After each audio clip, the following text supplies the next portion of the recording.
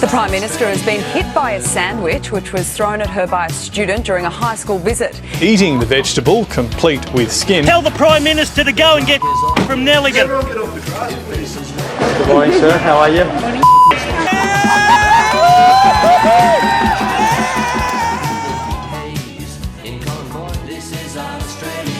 Lewis Spears here, welcome back to a brand new video. The world's been crazy, especially in the politics realm, and you know what? I think the world needs a lot less "you're an evil person." No, you're an evil person, and a lot more of everyone coming together to laugh at the entire situation. So that's what I'm going to attempt to do here. That is my job. I'm not going to make you feel bad for having your own opinions. I will, however, make fun of everyone's opinions because I think that is what the world needs right now. So, without any further ado, it is time to compare Australian politics with American politics. Also, I got some brand new merch coming out next week on lewspears.com. Alpha Energy. Get it on your chest and hey, you might feel some breasts. The first big difference is voting. In Australia, it's mandatory. Everybody has to vote, which I'm sure might blow Americans' minds. You go, oh, doesn't that mean a bunch of morons will be voting? Yes, actually, that is most of the people voting. But it means everyone at least feels like they should do some research. In America,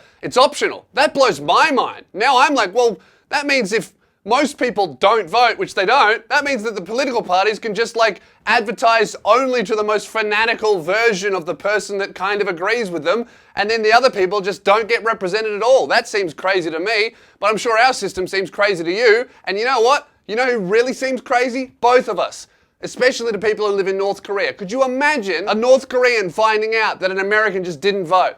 Like, what are you doing? You don't vote, you have the chance to do it and you just didn't? That's fucking insane. If I sneeze and someone thinks it sounds like an opinion, I get executed. You don't even want to do it? And then they'll find out about Australians, us going, oh, this sucks, I have to vote. I have to participate in the democratic process. Oh, fuck this, I'd rather get fined. Someone in North Korea would be like, you're complaining? You have to have an opinion and you're complaining? I'm not allowed to have an opinion at all. If I complain about dinner, mum gets executed for not doing her job properly. Why are you complaining? Neither of us have the right opinion, but one thing's for sure. Oppressed people are fucking angry at us. Another big difference is how people treat their leaders in America and Australia. In America, from an outsider's point of view, it seems like a lot of you guys like your leaders, if you voted for them. Obviously, Trump's a bit of an outlier there, but for a lot of the time, when you vote for your candidate, you really like that candidate. That blows my mind. I've never liked a politician. I don't know anyone in this country that genuinely likes a politician. The consensus in Australia is no matter who's in charge, even if I voted for that person, they're a dickhead. And I think that's how you should run every country, because if you think the guy in charge is a dickhead, even if he's doing a good job, if he does some shady stuff, you go, hey, dickhead, stop that. You know, I wasn't even happy when you were doing a good job. I'm not going to stand for that. If you really like your candidate, if they do some shady shit, you're going to be like, oh, we'll let that one slide, but fuck the other guy. No, that's not what you want. You need to bring the populace together by thinking every leader is a bit of a dickhead. That's the vibe in Australia, and I think that's what America needs. Tell the Prime Minister to go and get from Nelligan. I tweeted that out actually, and a bunch of Americans hit me up and said, oh yeah, you're the ones voting for dickheads. No, you guys don't understand. The minute you become in charge or in any role of leadership in Australia, you're automatically a dickhead. You can't change that. It worked for us when we were in prison. It still works today. Hillary in the house, Hillary in the White House, Hillary in the house, Hillary in the White House. Here's a good example of Americans loving their candidates. Some Americans love the people they vote for so much they write songs about them. Trump has 1 million songs that go viral every couple of weeks from supporters talking about how good he is.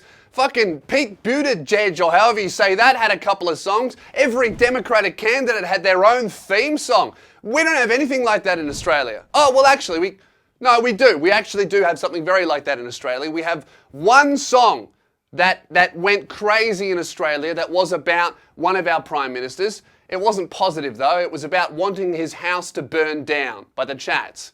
Fucking tune. Well, I hope Scott's house burns down. He's a dimwit, dipshit, dropkick clown. That's why I hope Scott's house burns down. He's a dimwit, dipshit, dropkick clown. That's why I hope Scott's house burns down.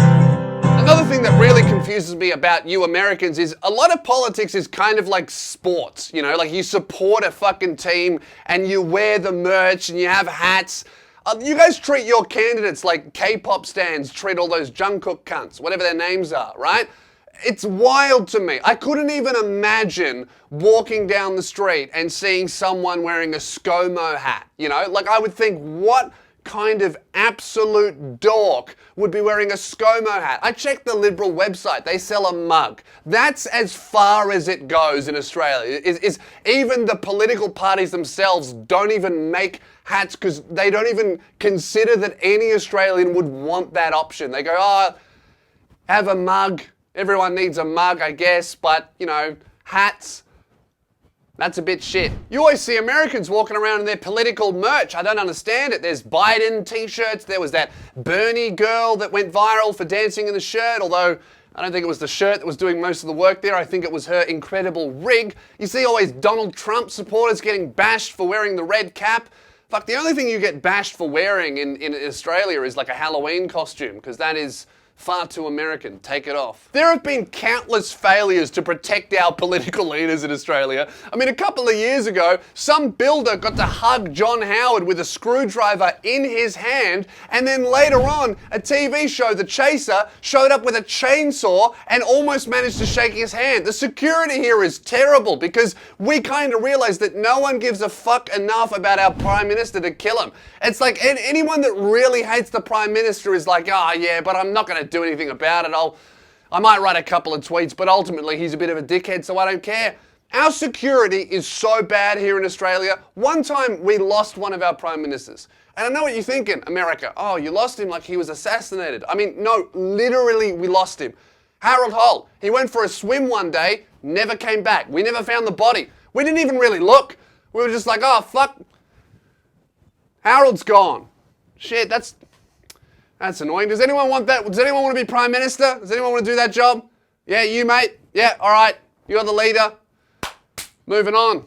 Didn't really like that dickhead anyway. If that happened in America, there would be 10,000 conspiracy theories in 5 minutes, which is another big difference. Our theories, you know? In Australia, we don't really have that many big conspiracies at all. We have one, which I'll get to. In America, there's millions. There's so many of them. I believe too many of them, to be honest. Jeffrey Epstein, that was a conspiracy theory. Now it's fact. Fuck it. I believe all of that shit now. It's all true. The aliens, everything.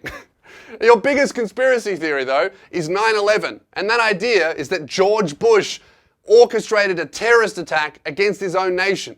We have something very similar to that.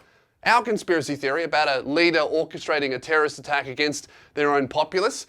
Our one is Scott Morrison. We reckon that when he was in a football club, he did a poo at Engadine Macca's. I'm not joking. That is one of the biggest conspiracy theories in Australia, is Scott Morrison shit himself at Engadine Macca's decades ago. This conspiracy theory is so big and so real and so talked about in Australia that journalists have asked Scott Morrison, the leader of our country, at a press conference when he was talking about running the country, journalists decided to ask our leader if he shit himself at Engadine Macca's decades ago. That's how little we respect our fucking leader. Oi, yeah, I know you're talking about tax and refugees and women's rights and everything else, but be honest, ScoMo. Did you shit yourself? Come on, yeah, you did, you fucking poo pants. We don't respect them. They're all dickheads. We heard a rumour, and I've been asked to ask you this. So you addressed it at the Midwinter Ball, but there were Engadine, after Brisbane beat you in the Super League Grand Final in '97, there's a rumour at the Engadine McDonald's. How do you respond to that rumour? Well, of course it's rubbish. I mean, it's one of those urban myths. Another similarity, sometimes our leaders get shit thrown at them randomly. George Bush had a couple of shoes thrown at him.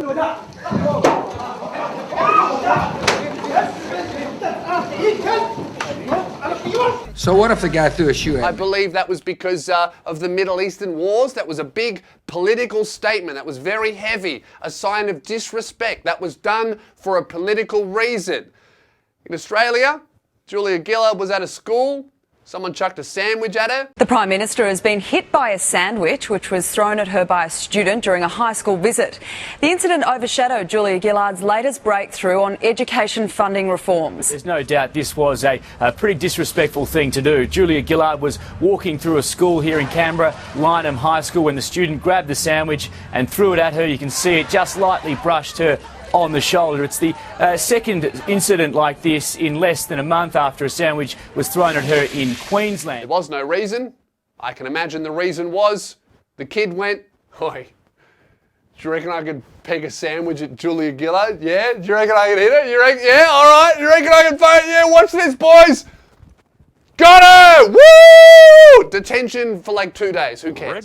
We both have chance, you know, political chance. Over in America, you guys have stop the count. We have, in Australia, stop the boats. Stop the boats. A little bit different, but coming from the same type of people. But if there's anything that I've learned from the differences between our two great nations, it's probably that Americans need to care a little bit less, you know, like, obviously care, but don't let it destroy your life. Have a bit more of a laid-back attitude. In fact, I would say the perfect attitude to have towards your political leaders is the attitude that this Australian man displayed when he found out that Scott Morrison, the leader of our country, was doing a press conference on his lawn. 10,000 Australians. Everyone get off the grass, please. Sure. Let's just move back from there. Sorry, mate. It's all good. Thanks. That's it. Not, hey, ScoMo, you should do this, or hey, you're doing a bad job, or hey, you're doing a great job. It's just, hey, can you not fucking, come on, I just did the lawn. Come on, guys. Oh, that's the Prime Minister? Yeah, I don't give a fuck. Just don't wreck my lawn. That is the attitude that I think we all need to adopt. I'm Lewis Spears. Thank you very much for watching. Alpha Energy merch drop coming in a couple of days. Make sure you're ready. LewSpears.com. That's where it's dropping. More info on my Instagram. I live stream now twice a week on Twitch. Make sure you follow me there as well. And if you're new, subscribe. I will see you on YouTube in a couple of days. Thank you and have a shit one.